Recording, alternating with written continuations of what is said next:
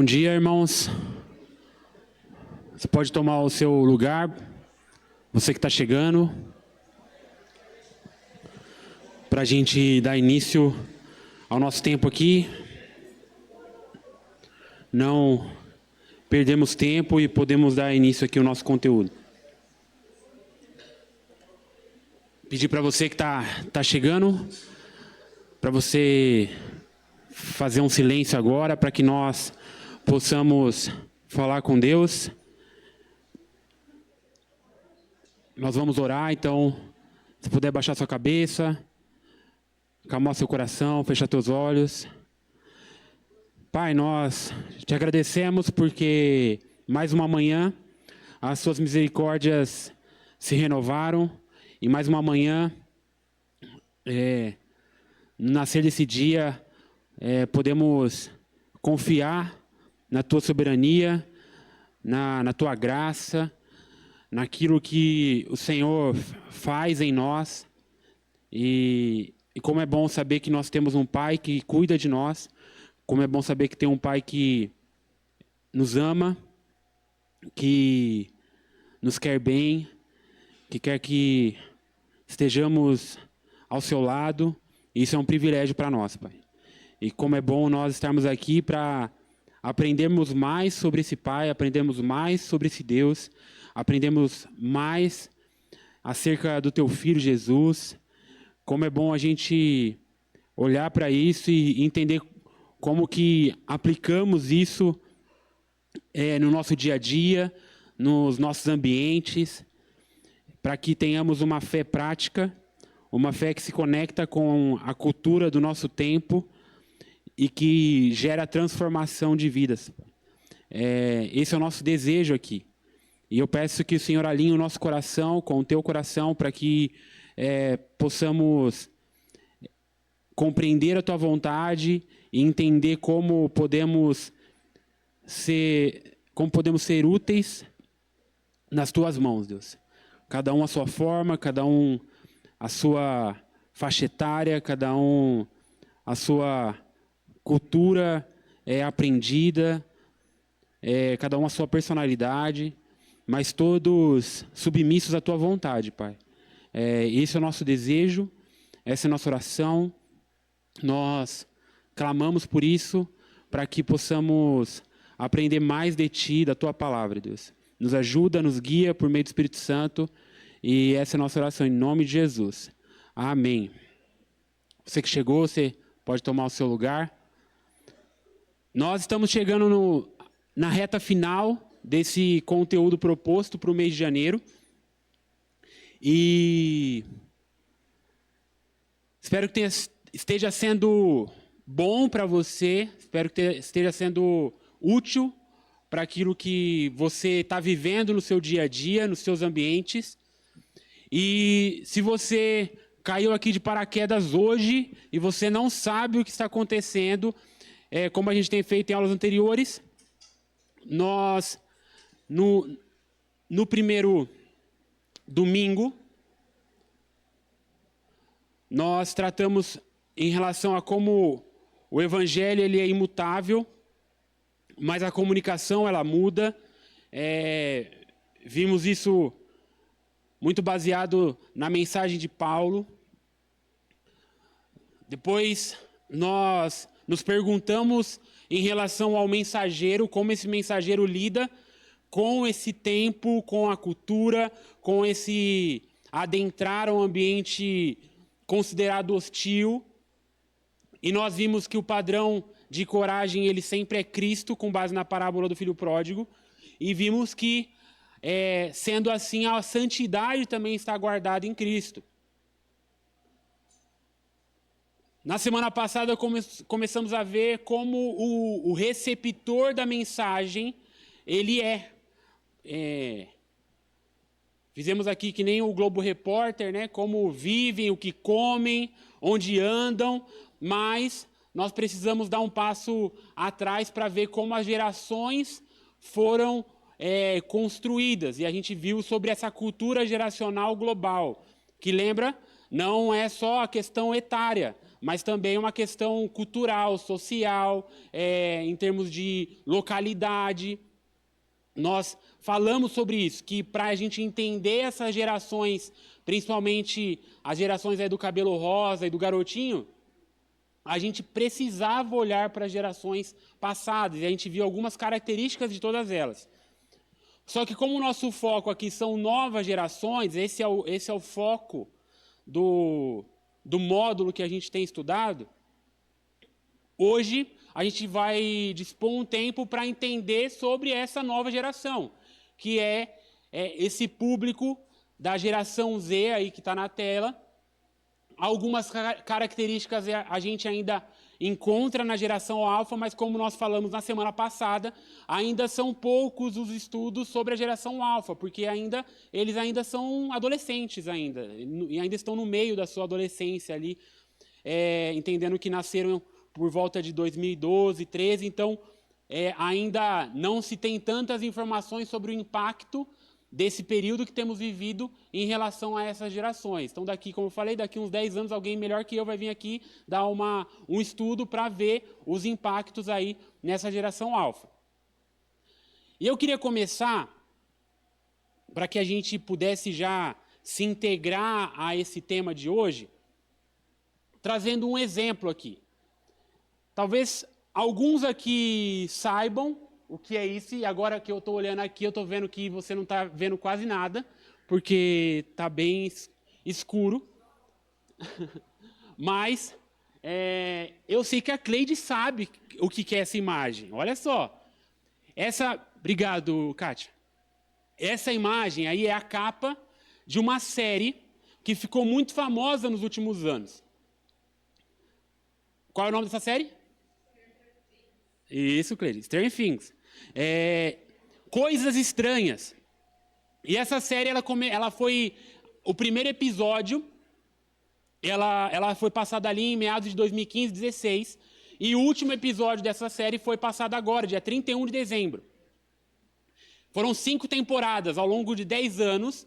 A história de alguns amigos é relatada e ela se passa ali nos anos 80. E por que ela tem a ver com o nosso conteúdo aqui? Porque nós vamos seguir hoje uma tríade, um conjunto ali de 3 características que são muito evidentes nessa série. Por quê? Essa série, ela basicamente fala desse grupo de amigos que se junta ali nos anos 80, garotos, para jogar um jogo de RPG, é um jogo de tabuleiro ali. Um jogo de magia que eles têm ali, e eles descobrem um mistério na cidade que eles moram.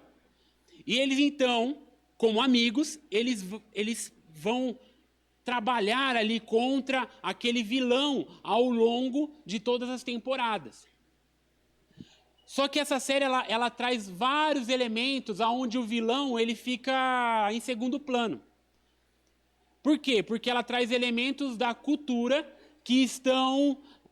às vezes debaixo dos nossos olhos, estão dentro das nossas casas e nós às vezes não percebemos. E por isso que a gente vai seguir esse conjunto aí de 3 características, porque essa série trata isso. Essa série ela trata sobre uma ideia de identidade. Quem eu sou? Então ela vai tratar sobre amores e romances na adolescência, ela vai tratar sobre sexualidade ali na adolescência, ela vai tratar sobre bullying, ela vai tratar sobre várias coisas que eu até acho que, apesar de ela se passar nos anos 80, ela tem muitos elementos do nosso tempo. E isso é muito interessante nessa série. Ela também vai falar sobre uma ideia de pertencimento. Então, qual é a premissa da série? É um grupo de amigos que estão juntos. E ao longo da série, amigos vão entrando nessa série. Ao longo da série, alguns se afastam, outros chegam. Eles têm um tema que ontem me foi relembrado na primeira temporada, que é Amigos Não Mentem. Só que a série, o que mais tem, como também ontem eu ouvi, é mentira. Então tem essa questão ali, mas tudo isso tem a ver com esse grupo, a ideia do pertencimento. E, lembra, tinha um vilão que fica em segundo plano. eles têm um senso de missão, de propósito de mudança. Existe um monstro que vai adentrar no mundo e vai acabar com tudo. E é por isso que tem tudo a ver com essa tríade que é da cultura jovem. E ela é desenvolvida por esse pastor, Davi Heiker, que alguns aqui eu sei que conhecem, onde ele trata essas 3 características muito vinculado à questão da sexualidade. Ele é um pastor e pesquisador dessa área. Ele tem mestrado em sexualidade e ele tem escrito, tem falado sobre isso. Só que o ponto de contato é que a gente vê esses elementos para além da sexualidade nessa geração. Então, quando a gente olha para essas características, e quais são elas? Identidade, essa pergunta de quem eu sou, de pertencimento, onde estou, e de missão, para que vivo. O Davi Heiker, ele vai trazer essa ideia em relação à sexualidade, como isso tá permeando essa cultura jovem atual, trazendo esses elementos de quem eu sou e usando algumas características que nós vamos ver. Onde eu estou, que grupo eu pertenço, eu sou do grupo do movimento do rap, eu sou do grupo das patricinhas de Atibaia, eu sou do grupo dos jogadores de futebol. Então, essa ideia de estar em um grupo e, por fim, como eu faço alguma mudança nesse mundo, uma ideia de propósito. E o ponto aqui, e espero que esteja sendo assim para você, mais do que a gente só fazer uma leitura social, sociológica, uma leitura psicológica, de elementos da cultura, em todo o tempo a gente quer tentar trazer esse vínculo com a leitura bíblica, esse vínculo com o evangelho, como nós olhamos para isso, para esses códigos, para essas coisas que a cultura está mostrando para nós, e a gente aplica a palavra de Deus a isso tudo, certo? Essa é a nossa ideia aqui, mas para isso a gente precisa entender. Só que junto a isso, nós vamos agregar um outro conceito, que foi desenvolvido aí pelo Pedro Dutti, que é um outro pastor aqui brasileiro, 2 pessoas aí da nossa cultura, pastores que estão produzindo conteúdo, que são brasileiros, e que ele vai trazer 8 Is, porque ele está falando da geração I, que também é a geração Z. E ele vai falar sobre a indefinição dessa geração, a infantilidade dessa geração, sobre a internet e como a internet tem um peso nessa geração, inclusão, isolamento, independência, incredulidade e insegurança. E aí o que nós vamos fazer? Boa parte do que ele está falando está nesse livro, que a gente já falou um pouco semana passada, iGen. Nós vamos fazer essa relação. Então, quando nós olhamos para a ideia de identidade, nós vamos falar sobre indefinição e infantilidade. Quando nós olhamos para a ideia de pertencimento, nós vamos falar sobre internet, inclusão, isolamento. E quando nós pensamos em missão, nós vamos pensar na questão da independência e incredulidade, e nós vamos ver um efeito transversal que tem entre elas, que é a insegurança. Então, queria convidar você a se preparar aí para a gente seguir nesse caminho. Lembrando novamente que em 50 minutos não tem como a gente falar sobre tudo de maneira profunda, mas nós precisamos pelo menos entender, pelo menos visualizar.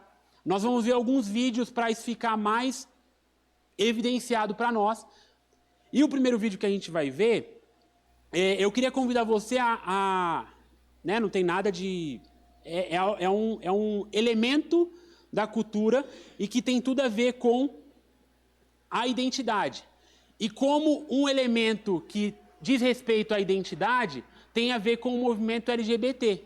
Nós não vamos focar nisso, até porque a gente já teve uma conferência de homossexualidade recentemente, espero que você tenha vindo, mas são um dos exemplos que estão relacionados ali à questão da identidade. Então, vou pedir para soltar ali esse vídeo desse rapaz, Observa as falas dele, observa aquilo que ele está colocando, como tem a ver com esse conceito de identidade. Acho que em algum momento ali que eu tive que subir no altar, falar tipo, Deus perdoa porque eu beijei um garoto. Eu sou Gabriel, tenho 23 anos e eu sou... A Igreja Batista em si, ela, como a maioria das igrejas evangélicas, a homossexualidade é um pecado abominável, né? Um dos pecados que não te deixam entrar no céu mesmo. Sempre que falava sobre homossexualidade ou, como eles falam, o pecado da sodomia, era sempre alguma coisa que aquilo não deveria se debater. O pecado era aquele e era isso. Eu assistia muitos DVDs da Xuxa com a minha irmã, então eu era, sei lá, eu colocava toalha na cabeça, eu fazia saia, colocava lençol em volta de mim, eu dançava. Eu comecei a perceber mais, na verdade, o que eu estava sentindo, o que podia ser aquilo, quando eu comecei a experimentar a minha sexualidade mesmo. De alguma maneira, eu tentava reprimir aquilo dentro de mim, porque eu sabia que aquilo era errado, eu não podia sentir aquilo, eu tinha só que ficar com garotas ou me interessar por garotos. Eu comecei a entrar no conflito de pensar, ok, eu sinto isso, o que a Bíblia diz sobre isso realmente, sabe? E aí eu comecei a pesquisar com os meios que eu tinha e com o que eu sabia da Bíblia, a ler e entender o que aquelas passagens que condenavam a homossexualidade, o que elas estavam dizendo, da onde partia aquele discurso. E aí eu comecei a entender do que a Bíblia estava se referindo e que não tinha nenhum problema comigo, sabe, com o que eu sentia. Que o sentimento que eu tinha era legítimo também e dentro da narrativa bíblica eu me aceitei, sabe, eu consegui me entender. Teve uma vez que eu estava num retiro que tinha nessa igreja e tinha uma palestra que falava sobre cura interior, assim. Depois da palestra teve uma oração daquelas pesadas, todo mundo falando em línguas e todo mundo chorando e o pastor orientando o que a gente devia fazer, tipo, agora fecha seus olhos e entra nesse quarto escuro e o que você vê nesse quarto, aquilo que, tipo, dentro de você, que você ainda não conseguiu se libertar, etc. Eu só lembro, tipo, que a minha oração era: Deus não deixa eu gostar de homens, Deus, eu não posso gostar de homens, Deus tira isso de dentro de mim. E chorando e pedindo muito, tipo, pelo amor de Deus, eu não posso sentir isso, porque eu não posso ir pro inferno. Como você pode dizer, você ama a Deus que não vê, se você não ama a pessoa que está ao seu lado. Eu acho que eu só queria que alguém me viesse e falasse: se atenta, olha quem tu é, sabe? Tipo, Jesus Cristo foi odiado, Jesus Cristo foi crucificado, Jesus Cristo foi violentado publicamente. Quem é Jesus Cristo hoje, né? Se Jesus Cristo tinha que voltar, como ele disse que voltaria, ele já voltou. E ele está aqui e as pessoas não entenderam ainda.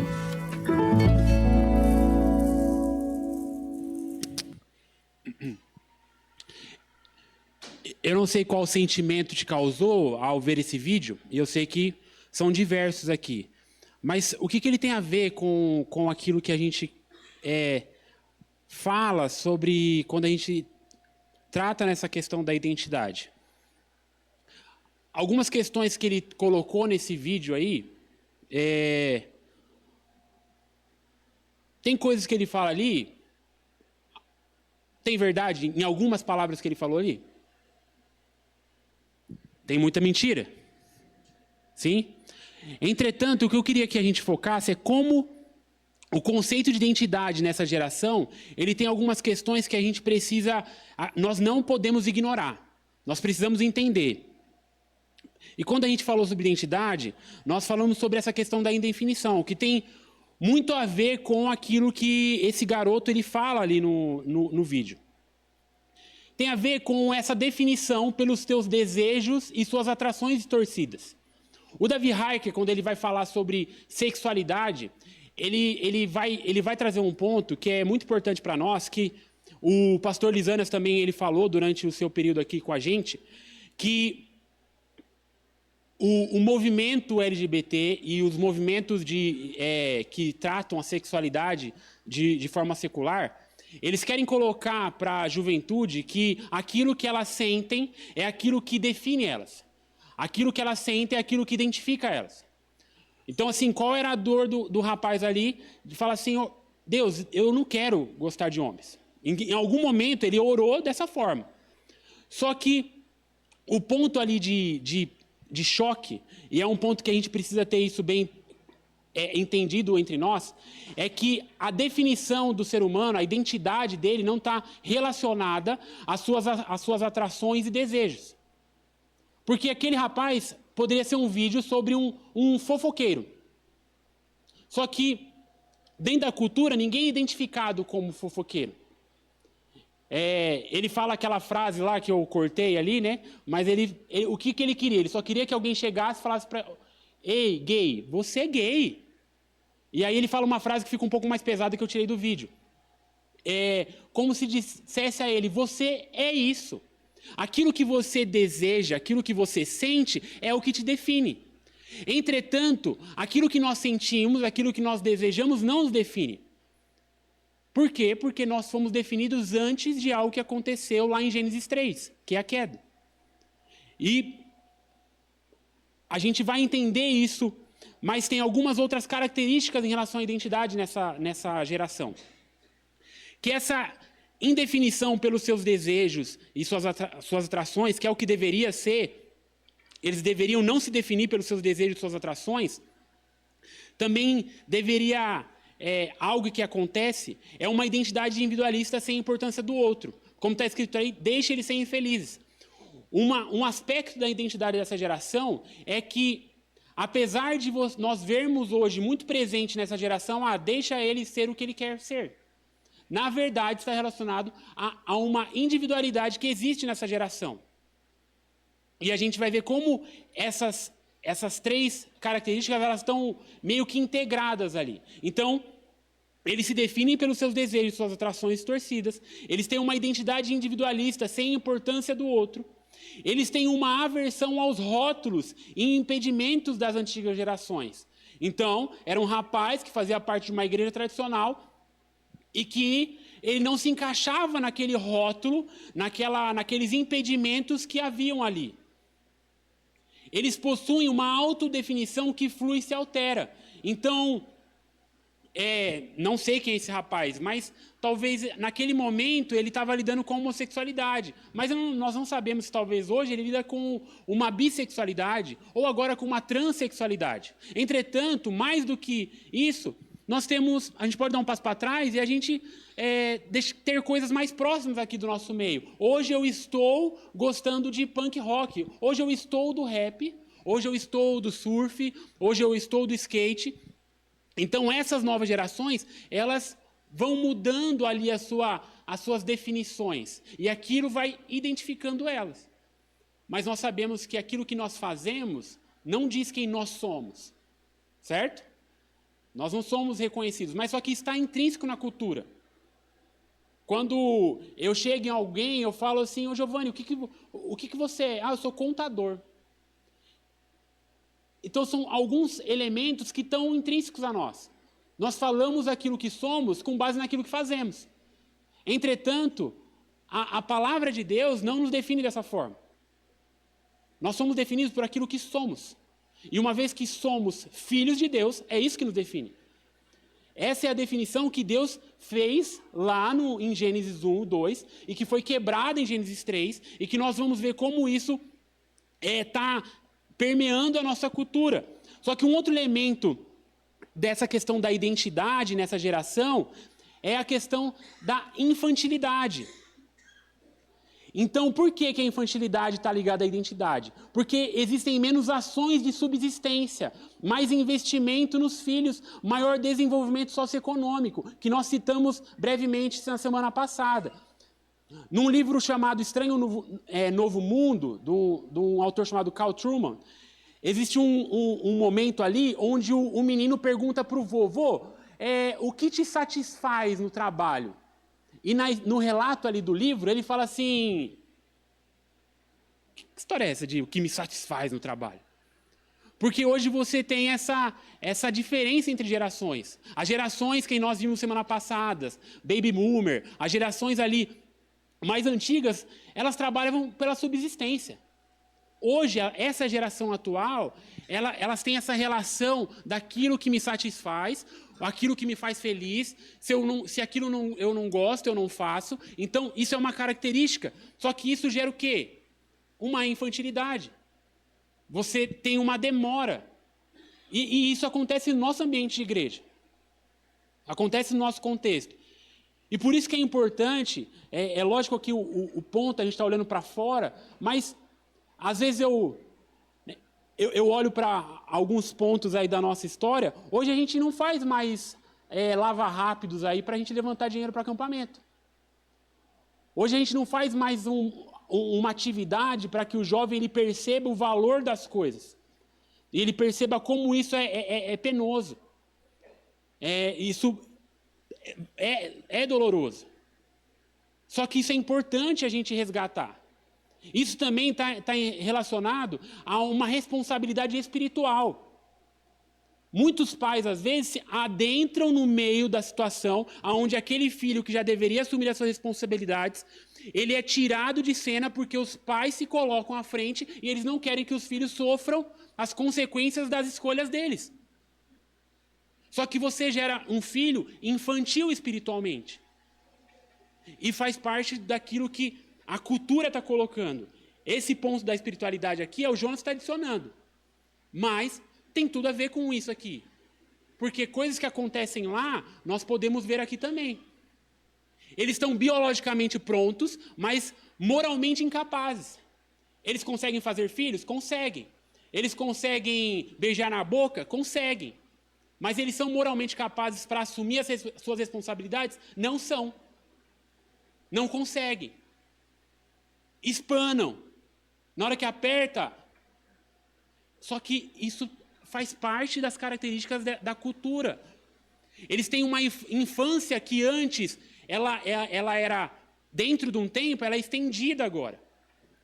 O preparo para a vida adulta ele começa a demorar. E aí você vai criando cada vez mais adultos que vão adultizar somente lá na frente.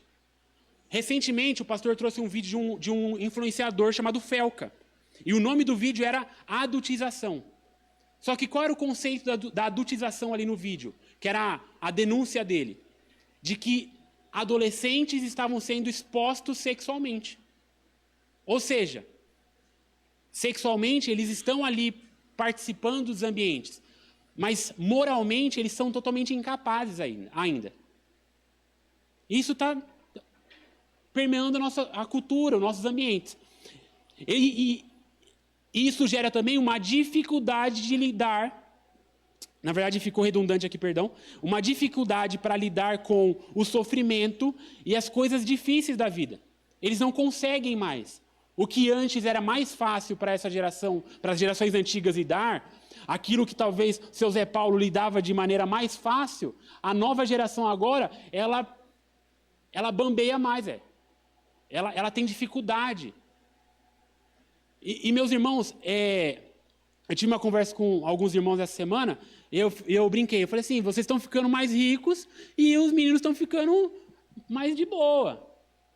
É natural isso, mas é possível criarmos formas e meios de trazer essa maturidade, de dar responsabilidades, para que esse menino cresça, para que ele perceba, para que essa menina possa olhar para frente e entender que ela precisa encontrar um homem maduro e homens e mulheres maduras se encontrem e possam prosseguir ali as gerações de forma consistente. Só que, então, se nós temos esse ponto da identidade que envolve essa indefinição, essa falta de entendimento em relação a quem eu sou, que está relacionado também a essa infantilidade, nós precisamos trazer um elemento aqui de retorno, que é que a nossa identidade ela está em encontrar refúgio em Deus e nada mais. E é o que a Rosária Butterfield, no seu livro União com Cristo, Identidade Sexual, focando na questão sexual, que é um elemento muito forte nessa geração, mas que a gente pode trazer para os outros elementos que envolvem essa cultura jovem. Que não existe identidade fora da pessoa de Deus. Aqui, ó. Aqui, ó, eu vou levar.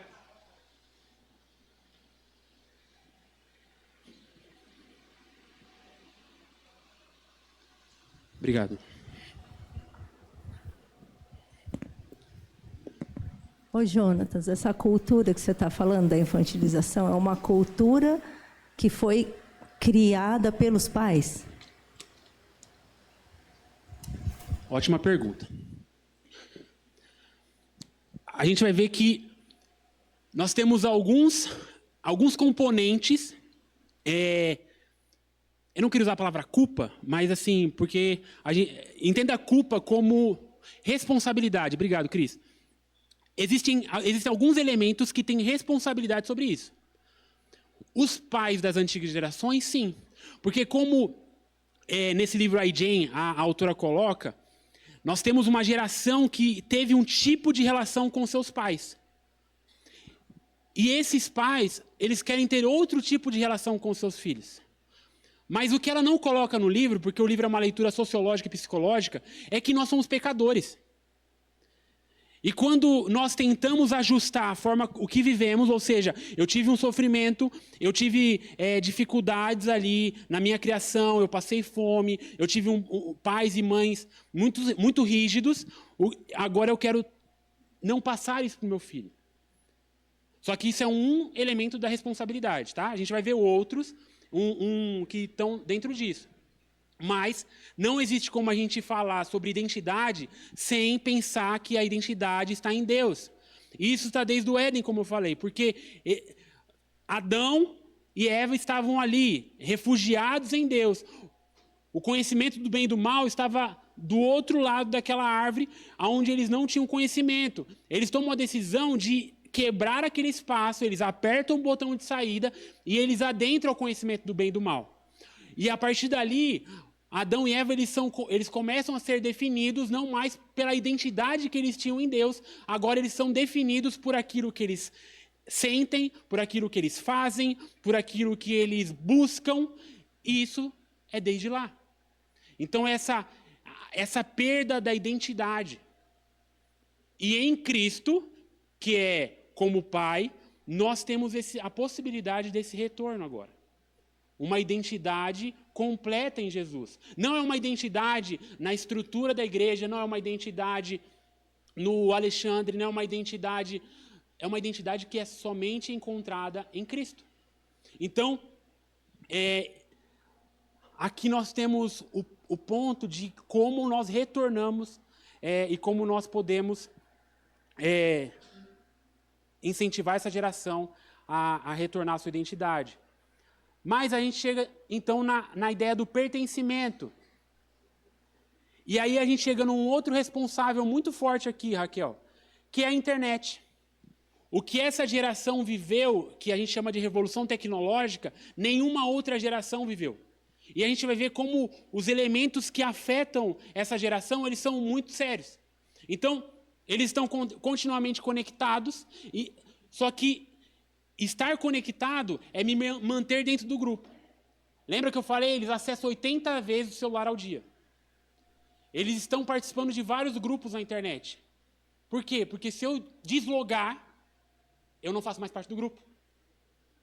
Eles têm uma nova forma de linguagem.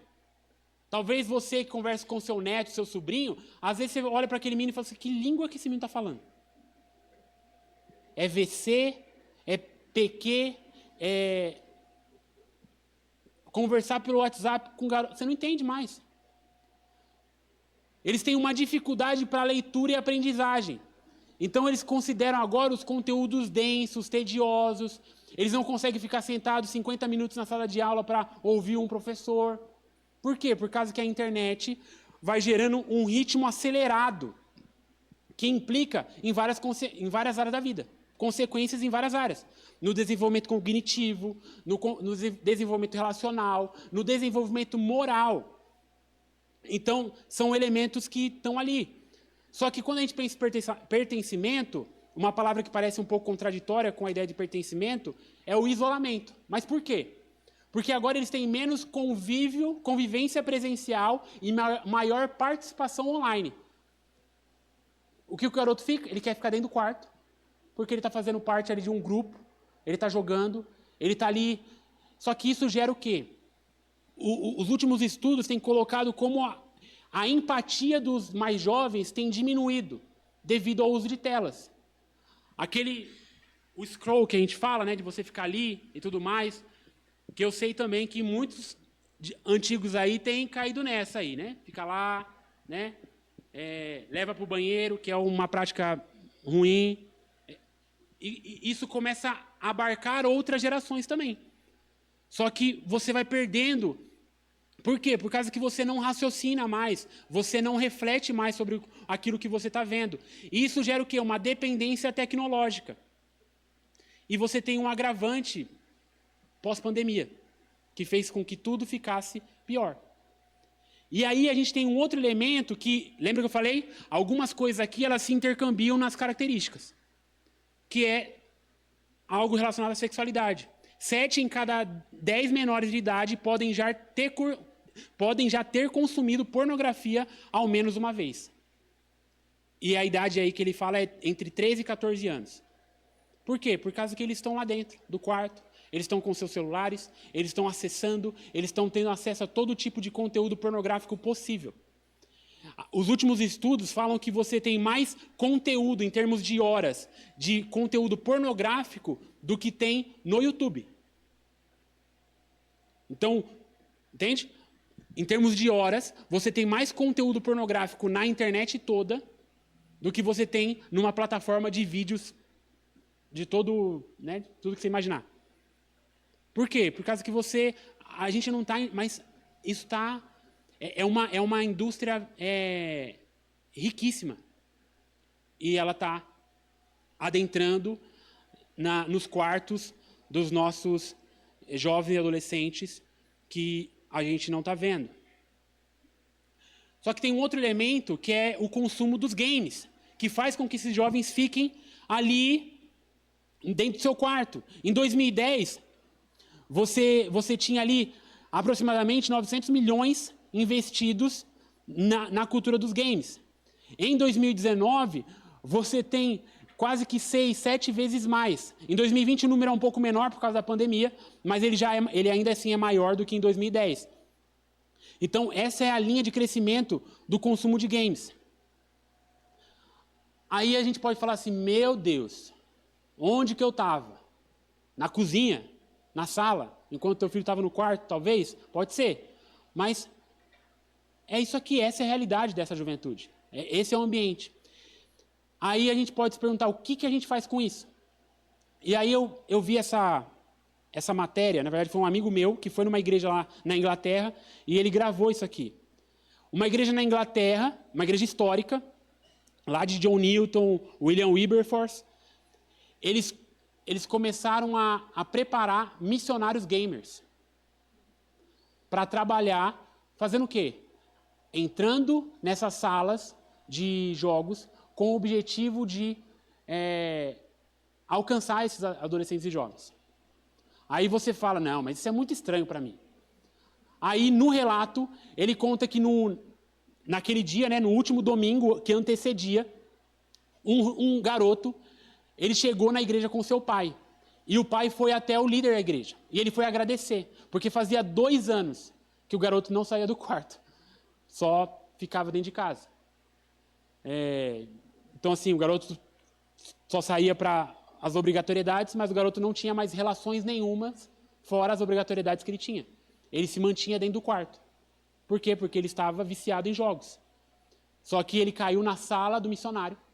O missionário se comunicou com ele e ele foi para a igreja.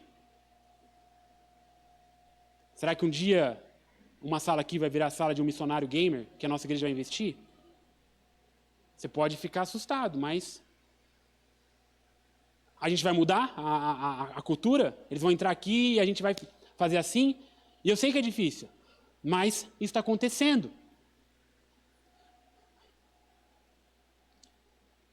Um outro elemento da ideia de pertencimento tem a ver com o vídeo que eu queria passar, que, de novo, eu queria que você abrisse ali o seu coração para você observar os elementos ali, porque tem tudo a ver com a ideia de pertencimento e inclusão. Tá? Na hora que tiver ok. Saber que as pessoas têm limitações, Acompanha mas isso não a legenda. impede elas de chegar numa roda de rima e ganhar uma batalha, tá ligado? Assim como aconteceu comigo. E aí, Vale, tá suave? De boa? Tô suave. Vale, qual que foi a sua referência no rap? Minha referência, eu tive várias. A Júlia Costa, o Emicida, Racionais também, principalmente. Sempre escutei muito e me inspirei pra poder começar a rimar. Pode ir pra... E como foi pra você ganhar uma aldeia com o Frado? Mano, foi muito da hora, porque o Frado é um cara que eu sempre me inspirei, do estilo de rimar dele mesmo. E eu tava buscando muito ganhar uma aldeia, então acho que foi no momento certo, na hora certa, e foi muito chave mesmo. Frado é da hora. E pra você, como que tá sendo os acolhimentos dos MCs? Mano, estão me acolhendo todos muito bem, tá ligado? Eu já criei uma boa relação de amizade com vários MCs, assim, com uns que não estão rimando, outros que estão rimando agora, tipo, já comecei a conversar. Então eu acho que tá sendo muito da hora, eles me acolhendo muito bem. Pode ir pra... Pra você, o que as batalhas devem fazer pra MCs e pessoas que têm algum tipo de deficiência? Mano, eu acho que as batalhas devem incluir, eu acho que essa é a palavra. Tipo assim, principalmente a plateia já faz isso, tá ligado? Abraçar aquela pessoa, independente da deficiência dela. E não deixar aquela pessoa se limitar. Tipo assim, saber que as pessoas têm limitações, mas isso não impede elas de chegar numa roda de rima e ganhar uma batalha, tá ligado? Assim como aconteceu comigo. Pode ir pra... E pra você, qual que é a batalha que você tá mais gostando de colar? Nossa, tem várias. Lá em Curitiba eu gosto de colar na Gilado, Parigô, do Portão. E em São Paulo tem a do Oeste. Eu acho que tem várias batalhas da hora, que tanto do underground quanto do mainstream, que eu gosto de colar. Todas as canções. Valeu, Vale. É nóis. Vou traduzir. Essa é a geração. Essa garota tem 15 anos e é a idade de alguns dos nossos adolescentes aqui. Quem é essa menina? O nome dela é Valentina. Ela tem 15 anos e ela tem uma doença chamada hipoplasia ocular. Ou seja, ela tem só 10% da vista. E essa garota, ela foi descoberta como uma grande rapper nas batalhas de rima lá de Curitiba. E ela ganhou recentemente a maior batalha de rima do Brasil, em dupla, que é a Batalha da Aldeia, que acontece em São Paulo. Por que eu trouxe isso aqui? Eu sei que talvez você nem entendeu esse vídeo, mas está tudo bem. Mas o que você precisa entender é que essa menina, que é deficiente, ela foi acolhida por um grupo dentro da cultura que está lá fora. E a pergunta que a gente tem que se fazer é quantas pessoas deficientes a gente tem acolhido aqui no nosso ambiente? Quantos adolescentes cegos nós temos em Atibaia? Adolescentes surdos? Adolescentes com algum tipo de paralisia? E não se culpe, tá? Porque eu acho que nós temos melhorado muito. Haja vista que recentemente nós enviamos um missionário que tem uma deficiência. Ou seja, mostra que a gente está num caminho. Mas a gente tem que sempre ficar se relembrando disso. Porque essa garota, eu não podia mostrar nenhuma das rimas dela. Porque tem palavras de baixo calão. Ela tem um raciocínio muito rápido. E ela é muito inteligente para a idade dela. Mas essa garota ela foi acolhida num ambiente ali. E trazendo para mais perto da nossa realidade, eu e o Cris, quando a gente estava ali no centro de convenções evangelizando alguns jovens, a gente encontrou um rapazinho chamado José. Ele saía lá do Imperial, vinha até a batalha que tem aqui em Atibaia, ele queria participar daquilo. Ele queria fazer parte daquele grupo. Ele não tinha ele estava começando, digamos assim. Mas aquilo era o que estava dentro do coração dele. Hoje, essa geração, ela lida melhor com a ideia de inclusão. Por quê? Por causa que eles também têm um desejo profundo de aceitação, como está colocado aí. Então, eles têm uma rejeição a qualquer exclusividade. Ainda existe o bullying? Lógico que existe. Mas e isso, acompanhado pela internet, foi o meio que essa menina foi descoberta, eles fazem parte do grupo. Porque, no final das contas, o desejo de pertencimento está dentro do coração. Haja vista que em Eclesiastes, o sábio fala, não é bom, é melhor serem dois. E Deus já coloca isso lá no início da criação. Não é bom que o homem esteja só. É lógico, a questão ali está relacionada ali à criação de Eva, mas nunca foi bom que o homem esteja só. Ou seja, é um clamor do coração humano e dessa geração de fazer parte de um grupo, de pertencer. Só que qual é o elemento da cultura global que mais prega a ideia de comunidade, ou deveria pregar? A igreja.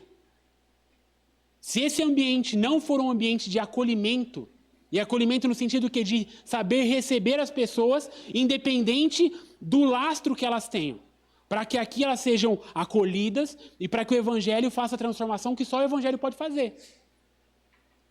Seja uma garota cega, que tem um talento que é indiscutível, seja um rapaz homossexual, que tem um desejo ali, mas que não o define. Mas como igreja nós podemos agregar essas pessoas e fazer com que elas conheçam a Jesus e assim como nós se arrependam dos seus pecados e tenham uma transformação de vida plena. E essa tem que ser a nossa pergunta. E por fim, se nós falamos sobre identidade, sobre pertencimento, nós temos um senso de missão dentro dessa geração. E aqui não tem vídeo, mas tem 2 elementos, e esse casal e essa moça, eles não têm nada a ver um com o outro. Desse lado aqui é uma mocinha chamada Greta Thunberg. Ela é europeia e ela ficou conhecida como ser uma ativista ideológica, com muitas questões ali relacionadas à parte ambiental, questões de clima, agora questões de religião, ali principalmente da Palestina. Então ela se colocou nessa posição. Do meu lado esquerdo, você tem um casal que é o Cris Dias e a Débora Dias. Quem é esse casal?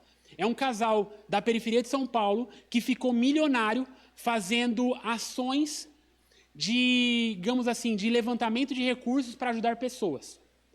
E de divulgação de bets. Todos aqui sabem o que é bets? Aquelas chamadas... É a antiga aposta, que você ia no bar, agora você faz pela internet. E eles ficaram ricos fazendo divulgação disso e fazendo rifas. Só que o que tem o que tem em comum entre os dois? Entre esse casal e essa moça? Que eles são dessa geração e eles estão tentando fazer uma mudança de mundo à luz daquilo que eles creem. De um lado, um casal que fica fazendo rifa e que fica sorteando carro e vai nas favelas, e aí você vê o vídeo, às vezes parece um vídeo fake, um vídeo falso, parece meio forçado, mas ele, cara, você tá aqui, toma aqui o carro, não sei o quê. Aí a outra moça vai lá, sai lá da Europa, vai lá para a Palestina, e ela quer salvar os palestinos. Eles não têm nada a ver um com o outro naquilo que aparece. Mas a questão é que o senso de propósito da geração dos dois, do casal e da moça, é o mesmo. Um senso de querer mudar o mundo. O que eu estou fazendo que vai gerar mudança no ambiente que eu estou. Isso tem a ver com uma ideia de independência. Eles querem uma independência, mas sem tanto vínculo com os estudos tradicionais. E um marco da nossa geração, que cresceu nesse período aí da geração Z, é o Mark Zuckerberg. Quem é ele? É o criador do seu Facebook. Ele que criou aquela parada. Só que ele não terminou a faculdade. Ele é um gênio, obviamente, que criou a maior rede social do mundo e que agora tem outras redes sociais dentro do seu grupo. Só que ele é alguém que demonstra essa independência, mas sem um vínculo com os estudos tradicionais. Opa, se o Mark Zuckerberg consegue, pai, eu consigo. Aí você tem, filho, não consegue. Você sabe. Mas é isso que está aqui intrínseco a ele. Eu não preciso mais ter o vínculo tradicional que as antigas gerações tinham. Eles têm uma descrença nas instituições, mesmo permanecendo dentro de um padrão normativo estabelecido. Ou seja, eles não creem nas instituições que estão aí, mas eles permanecem. Sabe aquele filho ou aquele neto que ele quer fazer a revolução, que a gente falou semana passada, mas ele faz a revolução do quarto dele? Ou ele faz a revolução com o dinheiro do pai? Pai, vai ter um protesto lá na Paulista. Me dá dinheiro para eu pegar o ônibus e ir lá para a Paulista? É essa junção, porque lembra, isso junta lá com a ideia lá da questão da infantilidade. Eles querem uma independência, mas eles não ainda suportam o peso dessa independência. E eles têm uma missão fragmentada em causas pontuais, conforme a conveniência e até mesmo a uma autopromoção, que tem tudo a ver com esses dois elementos que nós mostramos, esse casal e essa moça. Então a missão vai mudando. É ambiental? Então agora a missão é ambiental. A missão agora é a Palestina? Então agora é a Palestina. A missão agora é ajudar o tiozinho lá da favela? Então então eles vão achando elementos para se autopromover. E muitas vezes está muito perto da gente. Elementos da cultura que estão próximos de nós, aonde você não vê é uma missão que ela está fragmentada, ela é pontual, ela é superficial. Porque isso é uma característica dessa geração. É um oceano de 10 km² com 10 centímetros de profundidade. Por quê? Por causa que os elementos que a gente já falou, eles criaram isso. Hoje eu coloco no chat GPT, eu coloco quem é Karl Marx. Agora eu sou marxista. Quem é tal pessoa? Então, eles querem ter as suas missões, mas eles, na verdade, nem sabem o que eles estão buscando ou o que eles estão representando. Mas isso tem a ver com essa ideia de missão e essa ideia de dependência para fazer a missão. E tem a ver também com uma incredulidade, que é um pouco diferente da incredulidade das antigas gerações, porque ela tem alguns outros elementos. E o Tim Keller, ele traz ele explica um pouco para nós quais são esses elementos. Eles não creem em um Deus que é o mesmo Deus do fanatismo de pessoas ao redor. Então, eles olham o Deus de algumas coisas que eles veem nas mídias e eles falam, não, esse Deus não é meio o Deus que eu entendo. Eles veem a religião padrão, e no caso eles entendem que a religião padrão é o cristianismo, e aqui a gente não vai entrar que tipo de cristianismo eles estão falando, né? Mas eles entendem que esse padrão, eu desconfio. E aí eles são adeptos de uma espiritualidade sem autoridade. Lembra que eu falei que essa geração ela tem se voltado mais à espiritualidade? Não é mais a geração, eu não acredito em Deus. É uma geração que eles querem uma busca, eles querem procurar. As conversas que temos tido nas saídas que a gente faz têm trazido isso. Mas eles não veem mais como seguidores de nenhum líder, porque eles têm uma desconfiança. E aí o Tim Keller no livro, ele explica isso. Ele fala assim, talvez o maior empecilho ao cristianismo para o cidadão médio hoje seja mais a sombra do fanatismo que a violência ou o espírito bélico. Muitos incrédulos têm amigos ou parentes que nasceram de novo, ou seja, muitos dessa geração, dessa cultura, eles têm pessoas que nasceram de novo, que são crentes, só que perderam as estribeiras. De imediato, passando a expressar desaprovação a vários grupos e setores da sociedade, principalmente a filmes e programas de televisão, ao Partido Democrata, aos homossexuais, aos evolucionistas, aos ativistas, aos membros de outras religiões e aos valores ensinados nas escolas públicas. Quando defendem a verdade da própria fé, quase sempre esses indivíduos se mostram intolerantes e arrogantes. Isso é o que muita gente chamaria de fanatismo. Ou seja, não é um problema você não concordar com a homossexualidade, porque nós, como crentes, nós não concordamos com a homossexualidade. Entretanto, nós não podemos ter uma atitude de aversão àquela pessoa. Porque nesse vídeo que vimos no início, desse rapaz, se você não viu nenhuma dor ali dentro daquele rapaz, meu irmão, eu convido você a refletir, a acalmar e a perceber coisas que talvez você não viu nesse vídeo. Porque se no teu coração só veio, nossa, esse menino está falando, está tudo errado.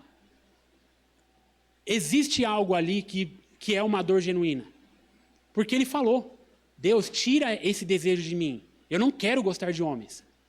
E eu quero crer que essa oração foi sincera. Só que a gente viu um garoto ali que em algum momento ele se entregou aos seus desejos, às suas atrações, entendendo que aquilo era o que definia ele. Então, o Tim Keller nos mostra isso, que o olhar dessa cultura jovem é que eles veem esses elementos e eles chamam isso de fanatismo. Nós estamos num ano hoje onde nós vamos falar sobre política. Nós vamos ver muita coisa sobre política. Só que se você vê aquela pessoa que tem um gosto, tem uma opção política diferente da sua, e você não consegue sentar na mesma mesa que ela, meu irmão, dê um passo atrás. Respira. Estude. Entenda. Porque nós estamos falando de opção política. Nós não estamos falando de opção em relação a Deus. E é lógico, nós temos elementos políticos que eles não conversam com aquilo que cremos. Só que nós precisamos dar um passo a mais. Nós somos tentados a unir e a juntar política com religião. Só que quando Jesus ele responde a Pedro, Pedro, dá a Deus o que é de Deus e a César o que é de César. Para César era somente aquela moeda. Para Deus era todo o resto. Era tudo. Nós precisamos ter uma relação com a política e saber pesquisar, saber identificar, saber enxergar, saber ler. Mas por que essa menina, esse menino é tão preocupado com o meio ambiente? Será que se eu jogar o papel de bala no chão é tão ruim assim? Começa com o básico. Começa fazendo questionamentos simples. Para que a gente não dê passos à frente. Mas o foco não é política. E a gente precisa caminhar aqui para o nosso final. Porque nós temos que fazer uma meia-culpa, ainda que muitas coisas nós não tenhamos culpa, que alguns elementos da cultura evangélica do nosso país, eles são prejudiciais e eles afetam. A gente é levado no bolo. Recentemente, uma relação de uma grande igreja com esse banco que está sendo investigado. Ah, mas eu não sou dessa igreja. Talvez você vai ter que dar um passo atrás, olhar e falar, meu irmão, deixa eu explicar. O que eu creio é diferente disso. O que eu entendo é diferente disso. Só que é um esforço, gera mais trabalho. E a gente está chegando no final, porque o efeito transversal disso, de uma identidade buscada nesses elementos que nós sabemos que são falsos, essa ideia de pertencimento que nós sabemos que não é como o pertencimento que a Igreja de Deus dispõe, uma missão que nós sabemos que elas são missões fragmentadas, missões apenas nelas mesmas, elas causam um efeito transversal que é a insegurança. Ou seja, uma geração ansiosa, uma geração depressiva, uma geração que está cheia de crise de sentido. Nós mostramos isso aqui na semana passada, diversas matérias, diversas pesquisas que mostram como essas gerações são as gerações com maior problema emocional, com maior busca de auxílio para questões emocionais. É a geração que mais tem problema com suicídio. Talvez aqui no nosso Brasil não é tão gritante isso, mas em países mais secularizados, países que nós temos isso.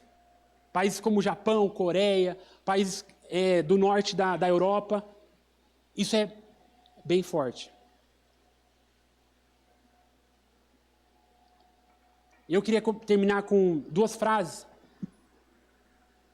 que é um resumo, né, de como as antigas gerações tiveram uma responsabilidade e como isso vai sendo agregado junto à internet. O pai de hoje em dia, ele coloca o filho de 1 ano no curso de inglês, aos 10 meses tem que aprender a nadar e com menos de um ano já usa celular e tablets. Diante desse cenário, a pergunta que resta é: se confiam tanto, com razão, na estimulação precoce e na capacidade dos filhos de fazerem que a aprendizagem intelectuais e motoras sejam possíveis, por que será que não confiam também que eles têm a capacidade para super importantes aprendizagens sociais? Por que eu quero desenvolver meu filho e ele vai ser um grande atleta, ele vai fazer tudo, ele vai aprender inglês, ele vai nadar, mas eu resguardo. E, de novo, essa é uma leitura da cultura como modo geral. Isso tem a ver com ansiedade, depressão e crise de sentido. E essa última frase, a vigilância dos pais e a tecnologia, elas deixam o mundo mais suave para nossos filhos. Então, os pais têm responsabilidade, conforme todos esses estudos que a gente tem visto, sim. Mas a tecnologia também tem uma responsabilidade. E isso deixa o mundo mais suave para os nossos filhos. Mas nem sempre poderemos estar por perto para tomar conta deles. A gente não consegue fazer isso. Educar uma criança para que se torne um adulto independente é nosso imperativo biológico. E ter consciência de si mesma em nossos ambientes é uma habilidade fundamental que deve ser por ela desenvolvida. Quando nos sentimos tentados a fazer com que seja a nossa presença que as protege, devemos questionar: para quê? Como podemos prevenir e proteger enquanto comunicamos às crianças habilidades que necessitam? Como as ensinamos a se virarem sozinhas? E aqui, essa autora é uma autora, esse livro não é um livro cristão, mas a nossa pergunta como homens e mulheres de Deus tem que ser como ensinamos elas a amarem a Deus. Nós não devemos fazer como os religiosos ali que Jesus tanto denuncia. Vocês querem cercar tudo. Vocês colocam um peso. Vocês não podem fazer isso. Por isso que Mateus 11, 28 vai falar que venham a mim todos cansados e sobrecarregados. Por quê? Eu vou dar descanso. Porque não é possível a gente querer proteger tudo. Essa criança ela não vai aprender a amar a Deus como ser aquilo que ela mais deseja. Isso seja com os nossos filhos, aqui nos nossos ambientes, mas seja com aqueles que vão vir de fora. Na hora que entrar um jovem da nova geração aqui, não tem como nós colocarmos na cabeça dele, ame a Deus e faça isso. Não. Ele vai tomar as decisões dele. E ele vai assumir as responsabilidades. Se ele não amar a Deus acima de todas as coisas, acima de relacionamentos, acima dos jogos, da internet, acima dos grupos que esse mundo oferece, acima de tudo, não vai ser possível ele ter um relacionamento com Deus. Só que nós precisamos entender como fazemos isso. Porque se nós não fazermos isso, não vai haver identidade, pertencimento e missão plenos. Vão ser tudo aquilo que o mundo oferece. Vai ser tudo aquilo que o mundo oferece. Só coisas que têm um fim nelas mesmas.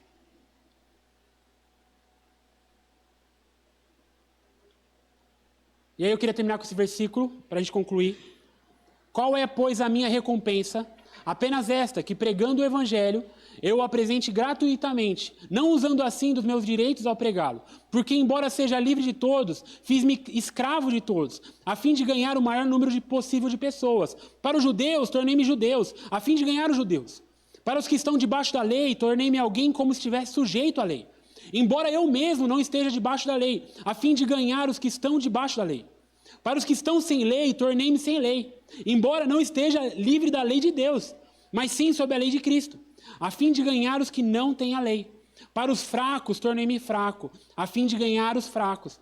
Tornei-me tudo para com todos, a fim de que por algum meio salvar alguns. Faço tudo isso por causa do Evangelho, para ser coparticipante dele. Meus irmãos, essa tem que ser a nossa afirmação. Para com os da geração Z, tornei-me geração Z. E aí, você pode estar falando, eu não vou conseguir ter todas as conexões. Não precisa. Eu falei para uma pessoa aqui da nossa igreja, você viu o mesmo conteúdo daquele jovem, daquele adolescente. Talvez vai ser só essa conexão, vai ser só isso. Você precisa ter um fio de contato, um elemento. Você não vai conseguir alcançar, é muito difícil. Eu já não estou conseguindo lidar com os de 18, 19, 20. Eu tenho 30 ainda. Só que se você tiver um contato, se você O porquê disso? Por que eles estão fazendo um protesto contra um jogo de computador? Está acontecendo isso. A gente precisa entender que perguntas eles estão fazendo. E talvez pode ser só no singular. Que pergunta? Uma pergunta. Você souber. Para que a gente não responda aquilo que eles não estão perguntando. Uma coisa. Naquela série que a gente colocou no início, existe um elemento muito importante ali. Que aquele grupo de amigos, na hora que eles vão cumprir a missão, eles têm junto com eles pessoas mais velhas. A cultura está mostrando para a gente que não tem como ter relação de missão somente dos jovens. Só que também não tem como ter somente missão somente dos idosos. Somente dos mais velhos. Precisa ter uma conexão. Pensando na nossa igreja, nosso desejo é talvez voltar a vínculos que talvez estão espaçados. E lá fora é como eu posso me vincular com o meu sobrinho, com o meu neto, com o meu filho, para que eu consiga pregar o evangelho a fim de alcançar alguns. Não serão todos, meus irmãos, mas se forem alguns, já vai ser uma bênção. Desculpa o tempo que eu passei um pouco, a gente é muito conteúdo. E lembrando que a gente vai condensar tudo isso para passar aí no final um material aí para você ter disponível. Vamos orar? Senhor, obrigado porque o Senhor nos chama a nos movermos por meio da ação do Espírito Santo, entendendo o tempo que nós estamos vivendo, entendendo o presente, entendendo o ambiente. Como eu ouvi ontem, não era confortável para o Filho de Deus sair do seu ambiente de glória, do seu reino eterno, perfeito, e adentrar numa cultura caída. Não foi confortável. Não era confortável também para o apóstolo Paulo se fazer com essas pessoas que ele dá aqui, nesses exemplos. Mas o Senhor nos deu a capacidade, o Senhor nos alcançou, o Senhor nos fez nascer de novo, não para que a gente apenas critique as outras pessoas, as novas gerações, mas para que a gente faça como Cristo fez, como Paulo fez. Sair do nosso conforto, sair daquilo que é bom para nós, para que de alguma forma a gente possa adentrar nos ambientes e, ainda que seja por meio de um fio de contato, nós consigamos ler as perguntas e dar as respostas que atendam essas perguntas. Nos ajuda nisso, nos capacita, nos impulsiona, porque sem o Senhor a gente não consegue. Nos ajuda a ter a Bíblia na mão, mas também ter um bom óculos que saiba ler a cultura e ler os elementos que estão aí ao nosso redor, porque eles estão mais perto do que a gente imagina. Nos abençoa no culto também, logo mais, e essa é a nossa oração em nome de Jesus. Amém. Nossa cantina está funcionando hoje, tá bom, gente? Então vocês estão convidados lá para contribuir com missões também.